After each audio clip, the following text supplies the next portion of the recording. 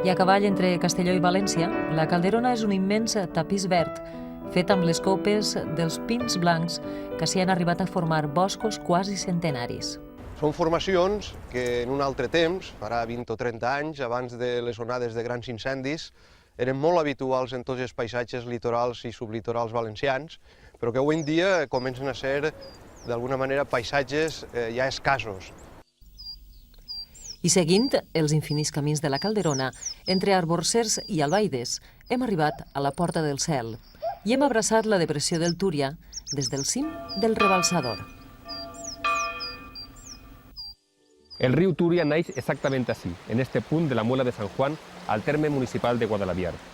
Fent honor a la seva fama de ser un dels rius més aprofitats del món, escassament a metre i mig del seu naixement ja té una conducció que porta les seues aigües per a abastir el poble de Guadalaviar.